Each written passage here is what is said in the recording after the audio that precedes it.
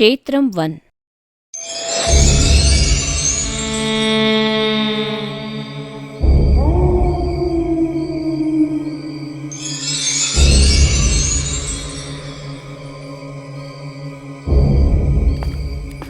అసలు వెళ్ళగాని వెళ్ళలో ఈ చోటుకి వెళ్ళడం అవసరమా? నాకైతే అక్కడ ఏం దొరకదనిపిస్తుంది. నీకు ఆ గుడి గురించి ఏం తెలుసురా? మనం ఇప్పుడు వెళ్ళబోయే ఆ గుడి అనేది సుమారు 1000 ఏళ్ల క్రితం నిర్మించింది కాబట్టి అక్కడ ఖచ్చితంగా విలువైన వస్తువులు ఉంటాయి. సర్లే, నువ్వు చెప్పేది నిజమో కాదో కాసేపట్లో తెలుస్తుంది. ఇద్దరు దొంగలు వెన్నెల వెలుగులో ప్రయాణించుకుని కొలను వద్దకు చేరుకుంటారు. ఆ సమయంలో ఒక దొంగ కొలనులోకి దిగుతాడు. అప్పుడు ఉన్నట్టుండి వెన్నెల కురిపిస్తున్న చందమామను కారు మేఘాలు కమ్మేస్తాయి. అలానే చుట్టుపక్కల వీదురుగాలులు వీయటం కూడా జరుగుతుంది. ఎప్పుడైతే ఆ దొంగ కొలను నుండి బయటకు వస్తాడో తిరిగి మళ్లీ అక్కడంతా మామూలు పరిస్థితి నెలకొంటుంది. మనం చేసేది తప్పుడు పని కదా, అందుకే మనకు ఏ పాపం చుట్టుకోకూడదని పుణ్యస్నానం చేసి వచ్చాను. ఈ తెలివి ఏడ్చినట్టే ఉంది. ముందు నువ్వు వచ్చిన పని మీద దృష్టి పెట్టు. సర్లే, నువ్వు ఇక్కడ కాపలాగా ఉండు. నేను గుడిలోకి వెళ్ళి ఏమైనా విలువైన వస్తువులు ఉన్నాయేమో చూసి వస్తాను.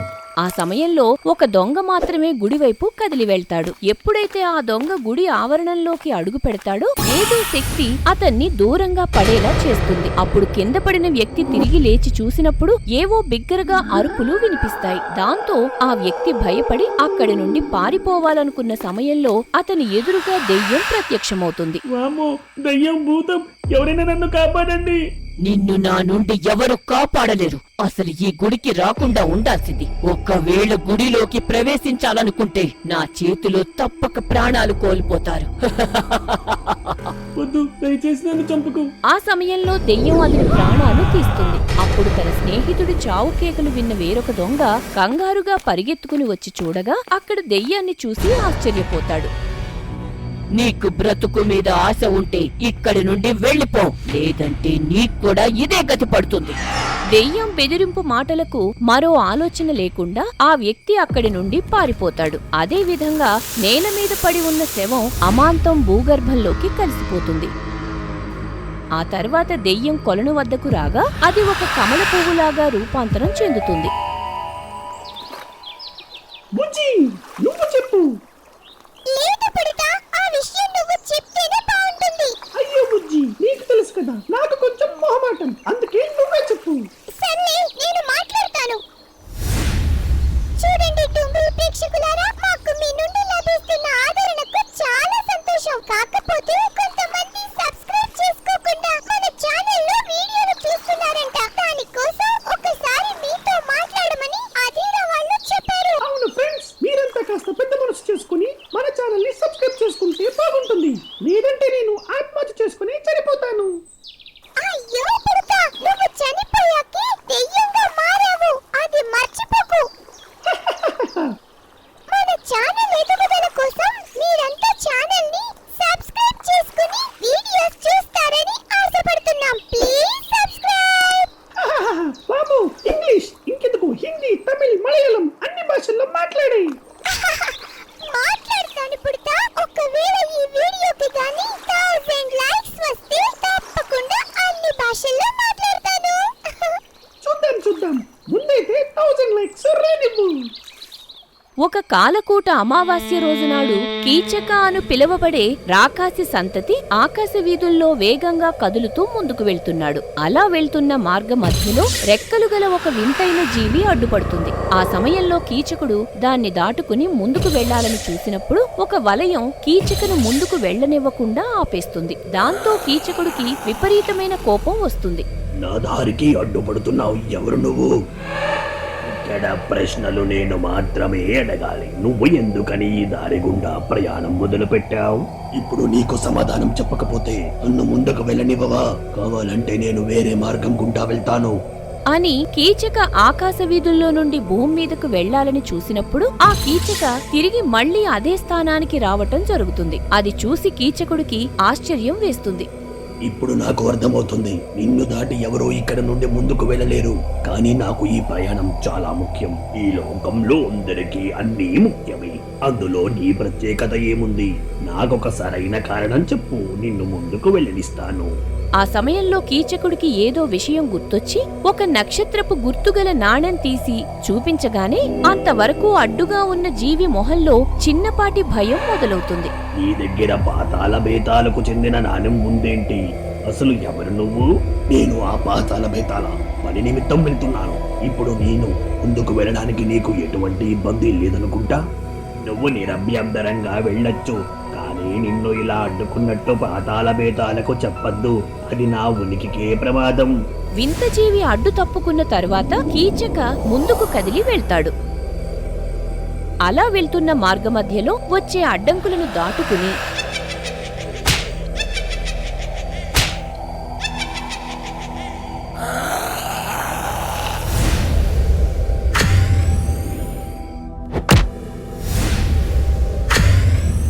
మూడు దినాల తర్వాత పూలూరు అనే ప్రాంతంలోకి ప్రవేశిస్తాడు. ఆ ప్రాంతం ఎక్కువగా పుర్రెలతో నిండి ఉంటుంది. అలా కీచక ముందుకు కదిలి వెళ్ళినప్పుడు అక్కడ ఒక ముఖద్వారం కనపడుతుంది. అయితే కీచక ఆ పుర్రెల ముఖద్వారం దాటాలని చూసినప్పుడు అతని చుట్టూ ఉన్నట్టుండి పుర్రెలు ప్రత్యక్షమవుతాయి. అప్పుడు ఒక పుర్రె మాత్రం కీచక మొహాన్ని ఒక్క క్షణం గమనించి మిగిలిన పుర్రెలతో మాయమైపోతుంది. ఆ తరువాత కీచక పుర్రెల ముఖద్వారం దాటుకుని ముందుకు వెళ్తాడు.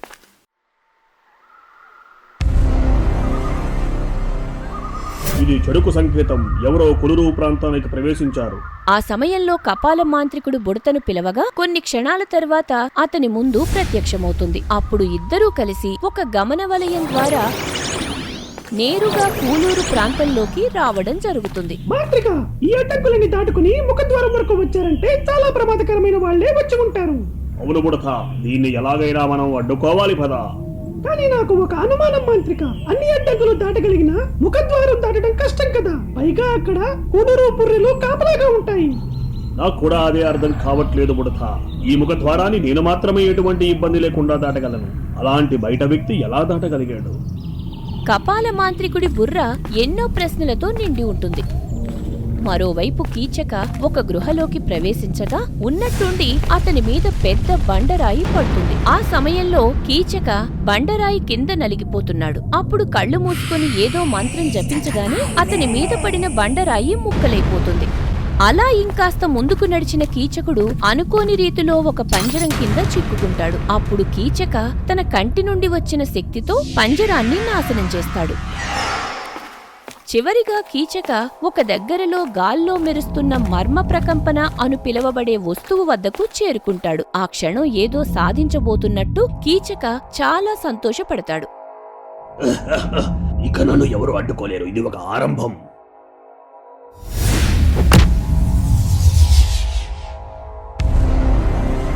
మర్యాదగా ఈ చోటు నుండి వెళ్ళిపో, లేదంటే నా కోపాగ్నికి బలైపోతావు. మీరు కోరినట్టే నేను వెళ్ళిపోతాను. నాకు ఆ మర్మ ప్రకంపన ఇచ్చేయండి. నీకు ఆ మర్మ ప్రకంపన గురించి ఏమి తెలుసు?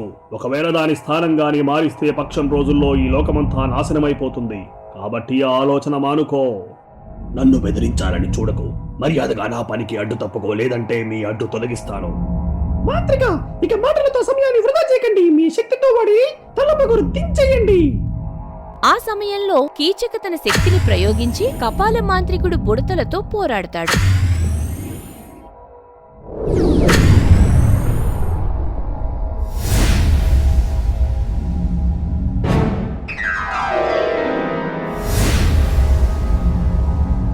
నిజానికి కీచకుడు పోరాటాన్ని చూసి కపాల మాంత్రికుడు ఆశ్చర్యపోతాడు. అప్పుడు కపాల మాంత్రికుడు తన విజ్వల శక్తిని ప్రయోగించడంతో కీచక ఇబ్బందికి గురవుతాడు. దాంతో కీచక పనైపోయిందని బుడత భావిస్తుంది. ఆ సమయంలో కీచక ఒక వింతైన శబ్దం చేయగానే కాలం ఆగిపోతుంది. ఆ క్షణం కపాల మాంత్రికునికి ఏమీ అర్థం కాదు. అలానే కనీసం అడుగు కదిపి పక్కకు వేయలేకపోతాడు. నిజానికి కీచక తన అరుదైన శక్తితో కొన్ని క్షణాల పాటు కాలాన్ని ఆపగలడు.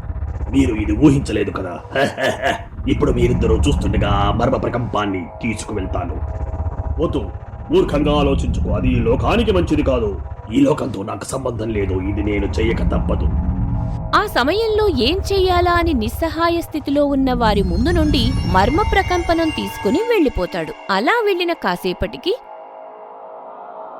కాలం తిరిగి మామూలు స్థితికి వస్తుంది. అయితే ఇదంతా కూడా తన చోటులో ఉన్న పాతాళ భేతాళుడు ఒక దర్పంలో చూసి ఆనందిస్తాడు. ఇది చూడ్డానికి అద్భుతంగా ఉంది. త్వరలో ఈ లోకం పూర్తిగా నాశనం కాబోతుంది. దాంతో ఈ అధీరా వాళ్ళ కథలు ముగిసిపోతాయి. అతిగా సంబరపడిపోకు భేతాల. ఈ క్షణం నుండి మరో పక్షం రోజుల వరకు సమయం ఉంది. ఒకవేళ ఈ పక్షం రోజుల్లో తిరిగి మళ్ళీ మర్మ ప్రకంపనం యథాస్థానంలో పెడితే నువ్వు అనుకున్నవి జరగదు. అలా జరగడానికి వీల్లేదు. ఈ లోకం నాశనమవ్వడం నేను కళ్ళారా చూడాలి. దానికోసమే కీచకును పావులాగా వాడుకున్నా. మరిప్పుడు ఆ కీచక చెయ్యబోయే కార్యం మీద ఈ లోక వినాశనం ఆధారపడి ఉంటుంది భేతాల. అప్పటి వరకు అప్రమత్తంగా ఉండు. అర్థమైంది పాతాల దేవా. నాకు తెలిసినంత వరకు ఆ కపాల మాంత్రికుడు ఎట్టి పరిస్థితుల్లోనూ కీచకును అడ్డుకోలేడు. ఇది తథ్యం. కీచక జాడను తెలుసుకోవడం కోసం కపాల మాంత్రికుడు నేత్రాణిని కలవటానికి వస్తాడు. ఆ సమయంలో మర్మ ప్రకంపనను ఎవరో ఎత్తుకుపోయినట్టు నేత్రాణి తెలుసుకుంటుంది. ఇప్పుడున్న పరిస్థితుల్లో ఆ దుష్టుడి జాడను నువ్వు మాత్రమే కనిపెట్టగలవు నేత్రాణి. అందుకే నీ సాయం కోరి వచ్చాను. ఇది చాలా పెద్ద అనర్థానికి కారణం కాబోతోంది మాంత్రిక. పైగా మర్మ ప్రకంపన ఉన్న జాడను తెలుసుకొని రాగలిగారంటే ఆ దుష్టుడి వెనక ఇంకెవరో ఉన్నారనిపిస్తోంది. ముందైతే నాకు ఆ దుష్టుడి దాడ తెలియచేస్తే మిగిలిన విషయాలు నేను చూసుకుంటా. సరే మాంత్రిక, ఇప్పుడు ఆ జాడను కనిపెట్టడం కోసం మీ మెడలో పొదగబడిన ఒక పుర్రెను ఇవ్వండి.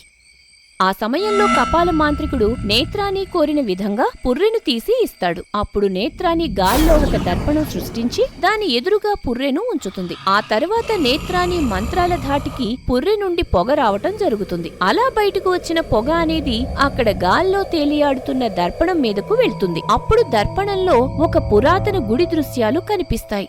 చూశావు కదా మాంత్రిక, ఇప్పుడు నువ్వు ఆ చోటుకు వెళ్తే అన్ని ప్రశ్నలకు సమాధానాలు దొరుకుతాయి. త్వరగా గుడికి వెళ్లే మార్గం చెప్పు నేత్రాణి. మేము వెళ్లి ఆ దుష్టుడికి బుద్ధి చెప్పాలి. అవసరం లేదులే బుడత. ఆ చోటుకు వెళ్లే మార్గం నాకు తెలుసు. కపాల మాంత్రికుడు బుడతతో కలిసి ఆ దర్పణంలో కనిపించిన గుడికి పయనమవుతాడు. మరోవైపు కీచక 2 పగళ్లు 3 రాత్రులు ప్రయాణించుకుని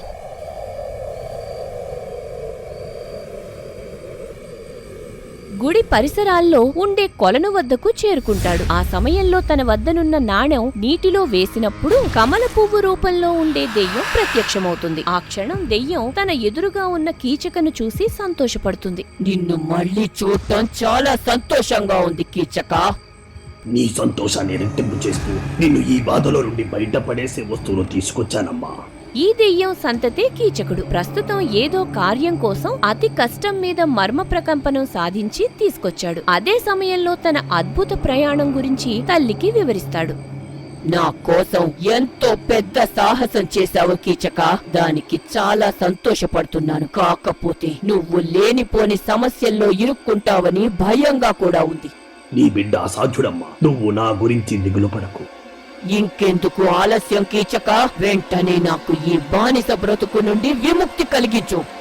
మరో 6 దినాల్లో నీకు శాశ్వత విడుదల కలిగించబోతున్నానమ్మా. ఆ తర్వాత మనకు ఏ అడ్డంకులు ఉండవు. నీకు జన్మనిచ్చిన ఆ క్షణాలు ఇప్పటికీ నా కళ్ళ ముందు మెదులుతున్నాయి కీచక. నా స్వేచ్ఛ కోసం నువ్వు ఎంతగానో కష్టపడుతున్నావు. త్వరలో మనం తిరిగి పాతాళ లోకానికి వెళ్ళిపోదాం. మర్మ ప్రకంపనం యథాస్థానం మారిన మరుసటి రోజు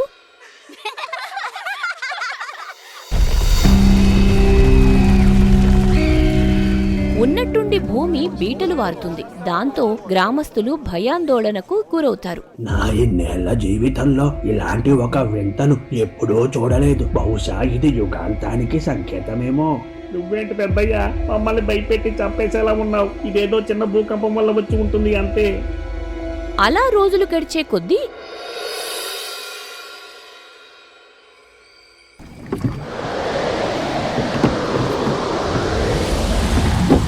ఈ లోకంలో విపత్తులు అనేవి వరుసగా సంభవిస్తున్నాయి.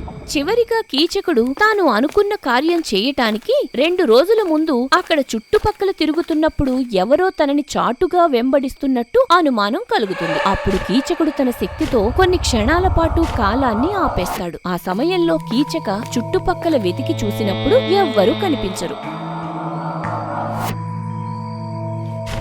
దాంతో కీచక తిరిగి మళ్లీ తన చోటుకు పయనమై వెళ్లిపోతాడు.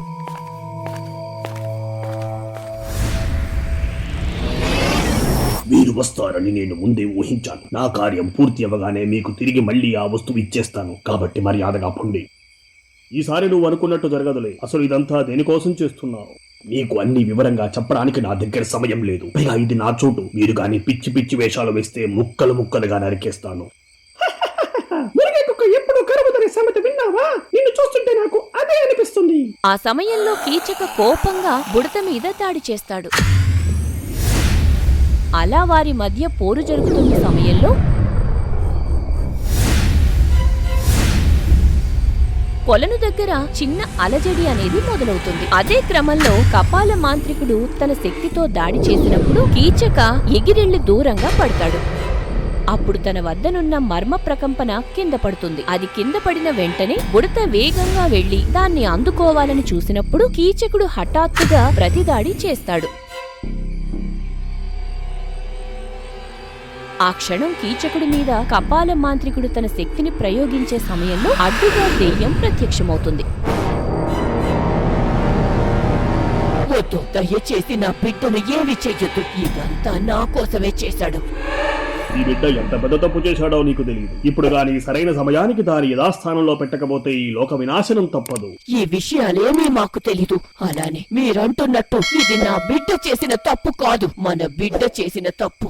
ఆ మాట వినగానే కపాల మాంత్రికుడు ఆశ్చర్యపోతాడు. అసలు కీచక తన బిడ్డ ఏంటని అయోమయానికి గురవుతాడు. అదే విధంగా కీచక కూడా ఆ మాటలకు ఆశ్చర్యపోతాడు. అప్పుడు దెయ్యం తన బిడ్డను తీసుకుని గుడి ఆవరణం దగ్గరకు వెళ్తుండగా వెనుకే కపాల మాంత్రికుడు వెంబడిస్తాడు. ఆ క్షణం దెయ్యం కళ్ళు మూసుకుని ఏదో మంత్రం జపించగా గుడి లోపల నుండి ఒక కాంతి ప్రసారం అవుతుంది. ఆ తరువాత కాంతి ప్రభావం తగ్గాక అక్కడ వారి ఎదురుగా 500 ఏళ్ల వయస్సు పైబడిన ఒక ఋషి ఉంటాడు.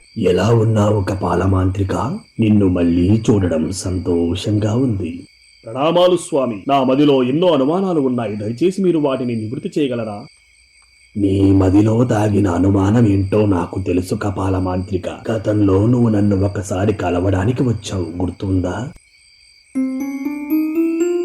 సరిగ్గా 7 ఏళ్ల క్రితం కపాల మాంత్రికుడు ఒక పని నిమిత్తం ఋషిని కలవటానికి ఒక పౌర్ణమి రోజున రావటం జరుగుతుంది. ఆ సమయంలో కపాల మాంత్రికుడు కొలనులో దిగినప్పుడు అతని శరీరం మీద ఉన్న నీటి బిందువులు కొన్ని అక్కడున్న కమల పువ్వు మీద పడటం జరుగుతుంది. అలా నీటి బిందువులు పడిన క్షణం గతంలో చనిపోయిన సీతాకోక చిలుక తిరిగి మళ్లీ ప్రాణం పోసుకుంటుంది. ఆ తర్వాత కపాల మాంత్రికుడు కొలను నుండి బయటకు వచ్చి గుడి ఆవరణలోకి వెళ్లాలని చూసినప్పుడు హఠాత్తుగా అతని ముందుకు దెయ్యం వచ్చి దాడి చేస్తుంది.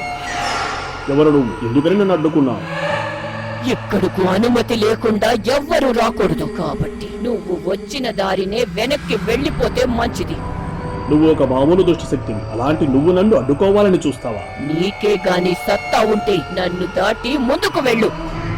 కపాల మాంత్రికుడు ప్రయోగించిన శక్తిని దెయ్యం చాలా తేలిగ్గా ఎదుర్కొంటుంది. ఆ సమయంలో కపాల మాంత్రికుడు గుడి ఆవరణలో అడుగు పెట్టాలని చూసినప్పుడు దెయ్యం తన శక్తితో అతన్ని వెనక్కి లాగేస్తుంది. ఈ క్రమంలో పోరాటం జరుగుతున్నప్పుడు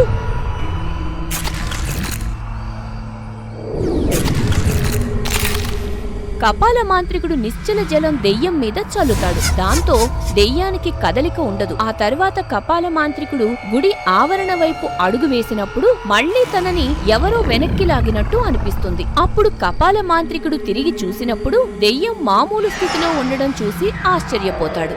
ఇది ఎలా సాధ్యమైంది? అసలు నువ్వు ఎందుకని ఈ చోటుకు కాపలాగా ఉంటున్నావు? దానికి కారణం నేనే కపాల మాంత్రిక. ప్రణామాలు స్వామి.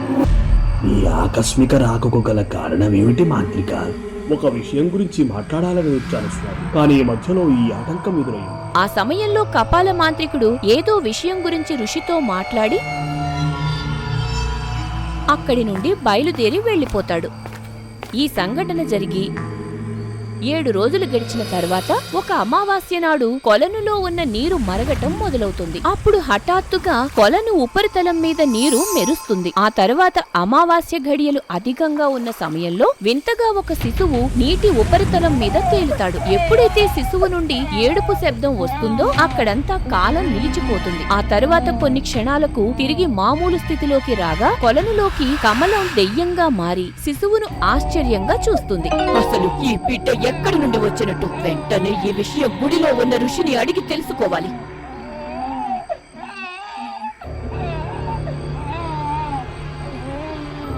ఎందుకని నన్ను పిలిచావు? ఇదిగో ఈ బిడ్డ ఉన్నట్టుండి నా వద్దకు వచ్చాడు. నాకంతా అయోమయంగా ఉంది. అసలు ఈ బిడ్డ ఎవరు? నువ్వు కాస్త శాంతించు. నీ చేతిలో ఉన్న ఆ బిడ్డ ఎవరో నేను తెలుసుకుంటాను. అప్పుడు ఋషి దెయ్యం చేతిలో ఉన్న బిడ్డ తలను తాకగానే గతంలో కపాల మాంత్రికుడి శరీరం మీద నుండి కమల పువ్వు మీద పడిన నీటి బిందువుల దృశ్యాలు కనిపిస్తాయి. ఆ తర్వాత ఋషి కళ్ళు తెరిచి ఇదంతా ఒక అదృశ్య కార్యంగా కపాల మాంత్రికుడు మరియు దెయ్యానికి బిడ్డ పుట్టినట్టు చెబుతాడు. ఇప్పుడు నీ ముందు ఉన్నది రెండు మార్గాలు. మొదటిది, ఆ బిడ్డను మరో 7 గడియల సమయంలో కొలను నీటిలో వదిలేస్తే జలగర్భ సమాధి అయిపోతాడు. దాంతో నీకు ఆ బిడ్డకు ఏ బంధం ఉండదు. ఇక రెండోది, అతనిని నీ బిడ్డగా అంగీకరించి పెంచుకోవాలి. ఇంకొక విషయం, మరో 7 గడియల్లో అతడు పెద్దవాడు అవుతాడు. కాబట్టి ఈలోగా నిర్ణయించుకో. ఋషి మాట్లాడి వెళ్లిపోయిన తర్వాత దెయ్యం ఆలోచనలో పడుతుంది. అలా సమయం గడుస్తూ ఉండగా దెయ్యం తన బిడ్డను తీసుకుని కొలను వద్దకు వస్తుంది. చివరిగా దెయ్యం ఒక నిర్ణయం తీసుకుని ఆ బిడ్డను తనతో పాటు ఉంచుకోవాలని భావిస్తుంది. ఆ తర్వాత 7 గడియలకు ఉన్నట్టుండి శిశువు కాస్త పెద్దవాడవుతాడు. అమ్మా, ఈ రోజు నుండి నీ పేరు కీచక. అలా జరిగింది మొత్తం కపాల మాంత్రికుడు తెలుసుకుంటాడు. ఇప్పుడు మన ముందు ఉన్న సమస్య చాలా పెద్దది స్వామి. ఒకవేళ అనుకున్న సమయానికి మర్మ ప్రకంపన యథాస్థానానికి చేరకపోతే ఏం జరుగుతుందో మీకు తెలుసు కదా. చూడు కీచక, నువ్వు చేస్తుంది తప్పు. కాబట్టి ఆ మర్మ ప్రకంపన తిరిగి ఇచ్చే. అది కుదరదు. ఇదంతా మా అమ్మ స్వేచ్ఛ కోసం చేస్తున్నాను. ఇప్పుడు గాని అవకాశం పోతే మళ్ళీ ఎప్పటికీ మా అమ్మకు విడుదల దొరకదు. మీ అమ్మకు స్వేచ్ఛను కలిగించే బాధ్యత నాది. కాబట్టి నన్ను నమ్మి ఆ మర్మ ప్రకంపన ఇవ్వు. సరే, మీరు చెప్పినట్టే వింటాను. ముందైతే మా అమ్మకు విడుదల కలిగించండి. ఆ తర్వాతే మీ మర్మ ప్రకంపన తిరిగి ఇస్తాను. ఆ సమయంలో కీచక చాలా పట్టుదలగా ఉండడంతో ముందుగా తాను కోరినట్టు దెయ్యానికి స్వేచ్ఛ కలిగించాలని కపాల మాంత్రికుడు భావిస్తాడు. దానికోసం పరిష్కార మార్గం అడిగినప్పుడు ఋషి ఒక విమోచన మార్గం వివరిస్తాడు. మాంత్రిక, నా బుర్ర మొత్తం చెదిరిపోయింది. నాకు కాస్త విశ్రాంతి అవసరం. ఇప్పుడు విశ్రాంతి తీసుకునే సమయం లేదు బుడతా. మనం వీలైనంత త్వరగా పని ముగించాలి, లేదంటే ఈ లోక వినాశనం తప్పదు. నేను కూడా మీతో వస్తాను. ఇక్కడ మన దారులు వేరై ఉండొచ్చు, కానీ చేరాల్సిన గమ్యం ఒక్కటి. సరే, నువ్వు మాతో పాటు రావచ్చు. ఒకవేళ నువ్వు గానీ పిచ్చి పిచ్చి వేషాలు వేస్తే నా ఆగ్రహానికి గురి అవుతావు. అర్థమైందా? అప్పు, నిజంగా ఒక తండ్రిలాగా మందలిస్తున్నారు. నాకు నీ మాటలు వినిపిస్తున్నాయి బుడతా. ఇక మనం బయలుదేరాల్సిన సమయం వచ్చింది. పద. అయ్యో, అదేం లేదు మాంత్రిక. పదండి పదండి. ఈ కథకు సరైన ముగింపు నేను పలుకుతాను.